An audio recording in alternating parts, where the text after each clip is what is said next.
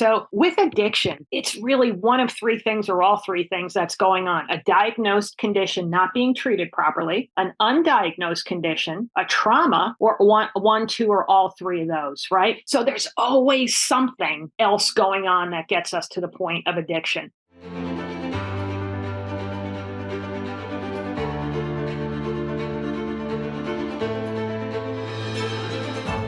Welcome to OCD Whisperer Show. With me today, I have the founder and CEO of Wired Biohealth, formerly Wired for Addiction, Dr. Evelyn Higgins. She is a recognized international expert in the epidemiology of addiction and other mental health complexities. As a certified addictionologist, diplomat of the American College of Addictionology and Compulsive Disorders, and diplomat of the American Board of Disability Analysts specializing in pain management, Dr. Higgins has had the honor of advising the U.S. Surgeon General, producing and hosting a Gracie Award-winning nationally syndicated health and wellness terrestrial radio program, and serving as a 1996 Olympic team doctor and Olympic torch bearer. With 35 years in clinical practice and consulting, Dr. Higgins has designated over 17 years to research and development in the science of mental health and addiction recovery. A TEDx speaker, panelist at the 2022 International Society of Substance Use Professionals Annual Conference in Abu Dhabi, United Arab Emirates, in 2022 International Gambling Conference in Auckland, New Zealand, and in 2021 nominee for Modern Healthcare's Top 25 Innovators in Healthcare, Dr. Higgins finds herself at the nexus of epigenetics, neuroscience, and mental health. Welcome to the show. Thank you so much, Christina. Pleasure to be here with you. Yeah, Dr. Higgins, like I said right before we met, you are a very accomplished woman, and that's quite an impressive Thank you. role there. And all that is education, I'd say experience and knowledge. And I think it's a tremendous gift that we get to have you today and that we can dive into this conversation of OCD and addiction.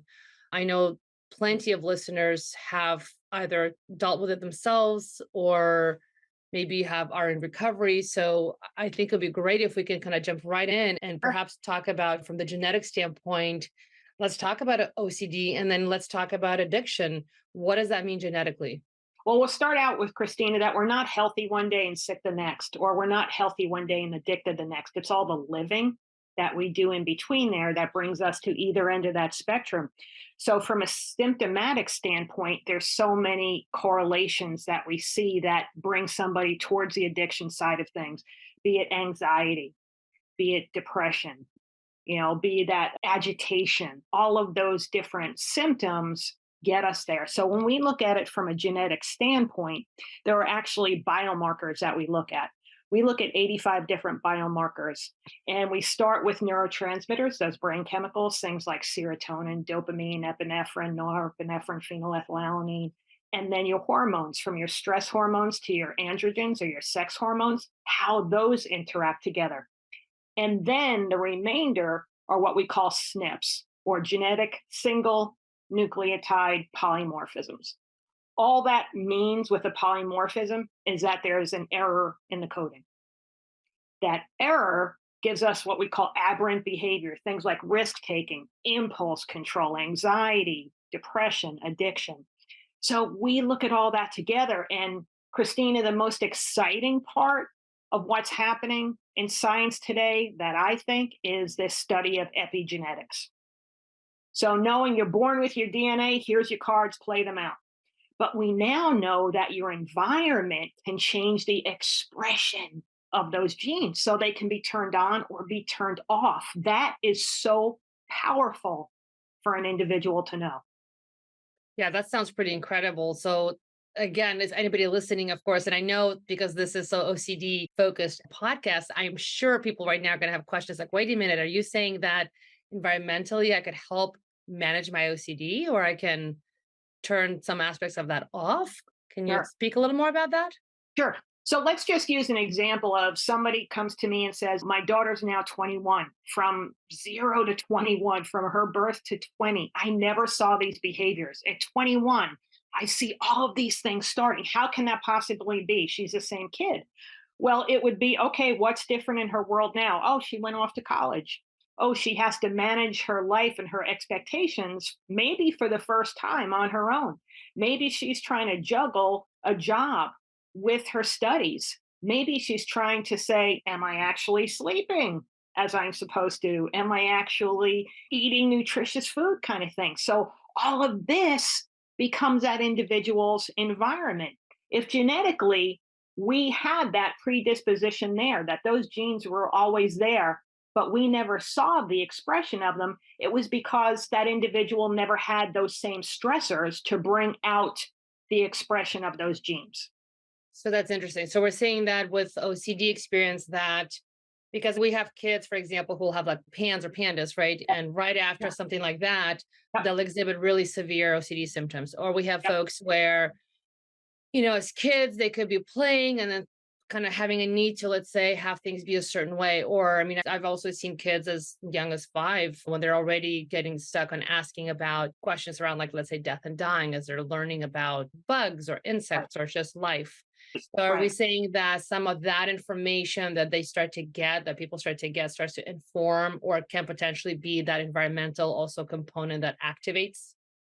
Sure. From both of your examples, from the pandas example, we've seen plenty of that, where all of a sudden this child that never manifested any of those type of OCD symptoms is showing up with it. And then a child in a situation that's not ready to hear certain conversations and then can't let that go as a result. It's changing the expression of how you interact with your DNA. That's interesting. And so, what about addiction? Let's get into that. So, what I know, of course, people know different information about addiction, but one of the things we know is that there can be a genetic component, like for example, if Right. somebody has alcoholism in the family. So, can we talk a little bit about that from the genetic Sure, sure. standpoint? Sure. When I ask someone, is there any addiction in the family? Almost always is in these cases. Addiction is an area where there is a very strong genetic link. 60% ish is what we're looking at when it comes to addiction. The power is in knowing that there may be a predisposition here, and then how do you make your choices following that? So we have open conversations about things like, well, there's a lot of cancer in our family. Want you to know that, the habits that you make, the lifestyle that you choose, you should know that. There's a lot of cardiovascular disease habits. You should know that. We should be having these same conversations when it comes to mental health and addiction, Christina. And you doing this podcast is a great way for people to have these conversations, to remove that stigma that we say doesn't exist. It still does. And to have the open conversation to say this is just part of healthcare. That's why at Wired Biohealth, Wired for Addiction, we do what we do, because what we found was that stigma still did exist. And we weren't using technology to advance this area of healthcare. It's, well, this is you, just deal with it. No, there's so much that has changed. Understanding genetics and understanding how that can predispose someone to addiction, mental health concerns is something that someone should know. In my TEDx talk, I surround it with, what if in your youth you knew that you had a genetic predisposition? Would you make different choices as a result of that? We still all have free will, but we should know this information as we go through our life to say, do I really want to do that? How am I going to play this situation out?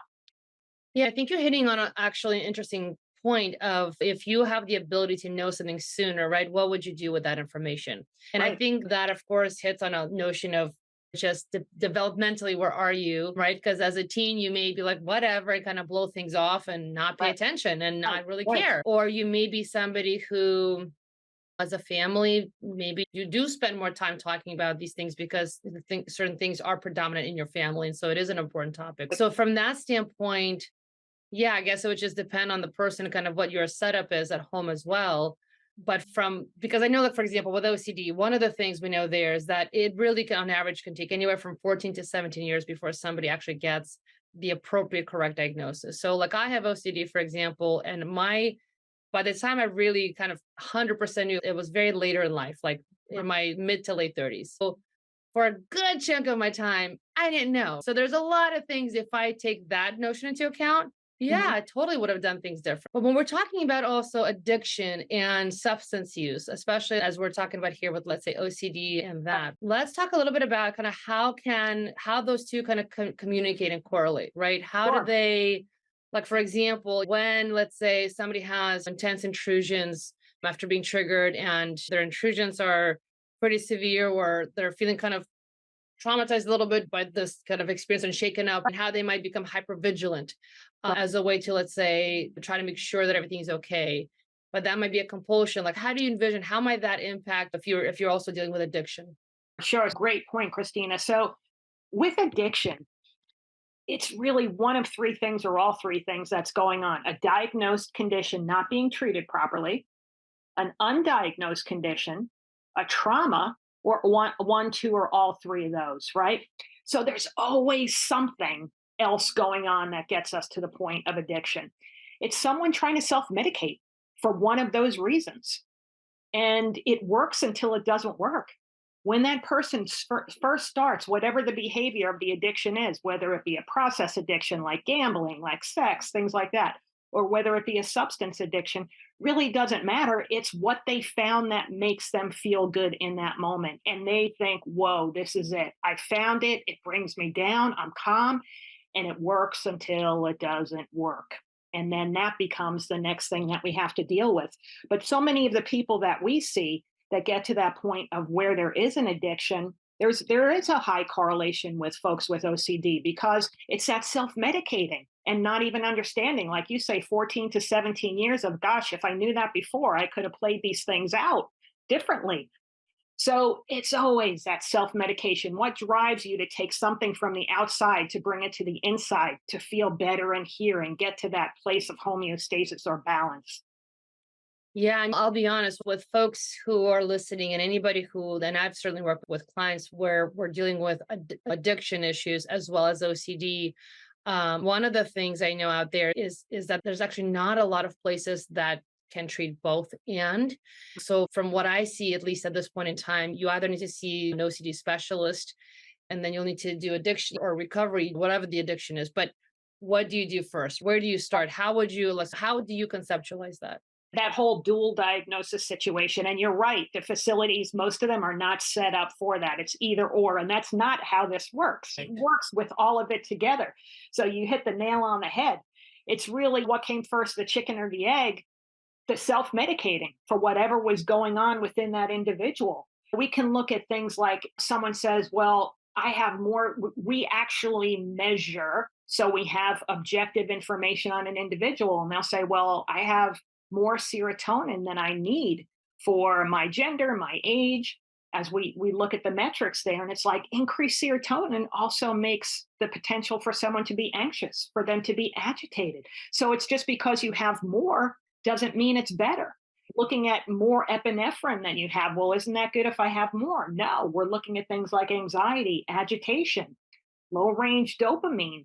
We're looking at things like anxiety, depression, but then those stimulating behaviors outside of yourself to seek that feeling that you're trying to get.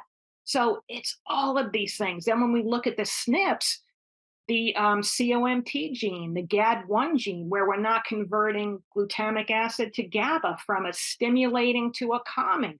So it's not one thing. It's all of these things and how they play out in you.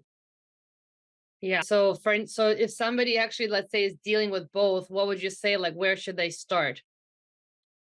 And I would say start with doing lab work. So we have a Mhm. blueprint of you, your unique physiology, right? Christina, there's what, 7.5 billion people in the world. No one has the same DNA. Yet when we treat people, we treat them as if they're all the same. That doesn't make sense. So start out with knowing where your unique physiology is. And then from that, we look at those biochemical pathways and we say, okay, where do we need support and to what level? And then that's the step before you get to the addiction. You start getting that need to self-medicate doesn't go on anymore. Interesting. Yeah, no, I love that concept of getting the labs done, right? Because there's so many things we don't know. Of course, for anybody with OCD and phobias or anxieties, you could very well have phobias around getting blood drawn, or you might Mhm. even have, OCD themes around potentially having your information out there. With all that in mind, though, I think it's definitely helpful if you have more information in terms of just knowing internally, where are you? Just where's your body? How's it working? Like, Sure. I have to say, like, even on a personal level, so my mom has cancer, has been dealing with it for a couple of years now, right? Of course, for me, like for a second OCD attached to that, but it's like, okay, instead of sitting with the unknowing, go ahead and get a screening so that you can have education, you have information, you can make an informed decision and go from there. And this sounds like we're really saying that as well here, where Absolutely. get that Absolutely. work. And to your point, I cannot tell you the amount of times, Christina, when we're going over someone's labs, there's tears of joy, there's tears of relief. They're like, everything that I have always felt inside of me, you're saying. And you're saying it based off of these labs. I'm like, you could make up stories and tell me completely different things. But when I see your labs, I'm going to say this and this. And it's someone feels like they're heard. Like this isn't all in my head. Of This is course, this is your blood work. This is something that's going to be, it's undeniable. It's right there. And it'll definitely tell you your markers and what's off, what's right. And again, some of the things it sounds like, especially with addiction, if I understand correctly, you can actually address through looking at, okay, where do we need to kind of adjust things? absolutely. With OCD, I don't know if you know this or not, at least from my knowledge, and again, I'm not an MD, but from my knowledge, I know what we've seen that works is typically SSRIs. There's some new research around GABA, but I don't know really much else that really can be done from that standpoint outside of cognitive behavioral therapy approaches. Well, let me share an example with you with the SSRI situation. We've seen countless people that have been on an SSRI for decades. And when we do their labs, their serotonin is in the tank. So that was never going to work for them. But no Hmm. one took a deeper dive. So what just look at emotionally what that does to somebody when you've been on an SSRI for that long. First off, they were never meant for people to live on them. They were meant for acute situations. But when you've been doing this for decades and you got nowhere, you start to think this is all me. I don't want to be better. This is just I'm not, you go down that rabbit trail of worthiness and all those other things that have nothing to do with it. So there's that aspect of it that was never going to work for you. There's a pharmacogenomic lab, which is not a patent that we have, but there's probably 15 or 16 different companies. We do offer it. But this looks at pharmaceuticals that an individual is on and says, is there any caution for you in your DNA? Is this safe for you? Is this cautionary to where it should be changed for you? We also, when we look at the genetic portion of things, there's a gene, common term called a SERT gene, that if someone has a polymorphism here, be it heterozygous, homozygous, it can make an SSRI less effective for them. So you can know all of these things going into it rather than the guess method of let's try this, let's double it, let's half it, let's double it again, let's try something different.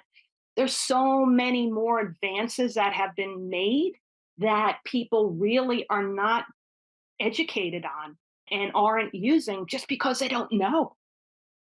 Yeah. So let me ask you a question because I'm pretty sure anybody listening right now, just like myself, one of the most common questions, of course, is cost, right? So, how is this something that's covered by any insurance? Is this something that's usually out of pocket? What price range are we talking about? Because, of course, like any person, if you're struggling and you're in pain, you want to get better. But as we know, right, some treatments are sometimes a bit out of reach for some people. For some treatments are a little more accessible, but in general, it does take up some financial kind of hit from a person when you're dealing with something and you're kind of having to address it. So what Sure. price range are we talking about, or kind of, So, yeah. so I'll tell you first off that we had the largest insurer nationally actually come to us, which is unbelievable that they're the ones who came to us saying that they wanted to do a pilot program on it to show the efficacy because they know it's there. And then if they cover it, everyone else will follow. So for that to happen, that's unbelievable in insurance Mhm. world talk, right? That does not Yes. happen. So Yes. that's really good. That's a great sign. Beyond that, if you go to our website, Wired Biohealth or Wired for Addiction, there's a 15-minute consultation just to share with you what would be needed for you, what that cost would look like. All that's unveiled. To say it just blanketly, I can't really say. It depends on what that individual needs. It's affordable to everybody, I can tell you that. We make it affordable to everyone.